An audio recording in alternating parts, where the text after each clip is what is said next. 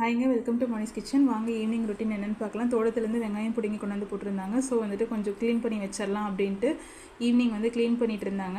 பால் colour வந்து பால் பீச்சி கொடுத்ததுக்கப்புறமேட்டுக்கு பால் ஒரு அடுப்பில் வச்சுட்டு தக்காளி தொக்கு வந்து ஆஃப்டர்நூன் போட்டு வச்சேன். சரி தீந்து போயிடுச்சு, போட்டு வச்சோம்னா 1 மந்த்துக்கு வந்து ஸ்டோர் பண்ணிக்கலாம் அப்படின்ட்டு போட்டு வச்சுட்டாங்க. ஆறிடுச்சு. இப்போ வந்து நம்ம வந்து டப்பாவில் ஸ்டோர் பண்ணி வச்சுக்கலாம். ஒரு பெரிய டப்பாவில் போட்டு ஃப்ரிட்ஜில் ஸ்டோர் பண்ணிக்கலாம். ஒரு குட்டி டப்பாவில் போட்டு வெளியில் வச்சிட்டோம்னா நமக்கு இது வந்து ஒரு 1 வீக் வருங்க. ஸோ அதனால் அது மட்டும் வெளியில் வச்சுருக்கேன். லாஸ்ட்டாக வந்துட்டு இந்த சட்டியில் வந்து சாப்பாட்டை போட்டு பிசைஞ்சு சாப்பிட்ற டேஸ்ட்டே தனி டேஸ்ட்டு தாங்க. யார் யார் இதுக்கு அடிமைன்னு சொல்லுங்கள். அதுக்கப்புறம் ஈவினிங் வந்துட்டு தோசையும் தக்காளி தொக்கும் போட்டனால மற்ற எந்த கிரேவி குழம்பு எது வச்சாலும் எங்கள் வீட்டில் வந்துட்டு சாப்பிட மாட்டாங்க குழந்தைங்க. இந்த தக்காளி தொக்கில் தான் அவங்க அடிமையாக இருப்பாங்க எப்போவுமே. அது வந்துட்டு அவள் தான் தோசை ஊற்றணும்னு சொல்லி என்னோடய சின்ன பொண்ணு வந்துட்டு அவள் தான் ஊற்றணும்னு சொல்லிவிட்டு அவள் பண்ணால் சரி நான் சுட்டுக்குவான்னு சொல்லி நானும் கையை பிடிச்சி ஊற்றிட்டு இருந்தாங்க. பாருங்கள், அவங்க சாப்பிடும்போது அதே மாதிரி தான். தொக்கு வந்துட்டு உள்ளே போகும், தோசை வந்து கம்மியாக உள்ளே போகும். நம்ம சொன்னாலும் கேட்க மாட்டா.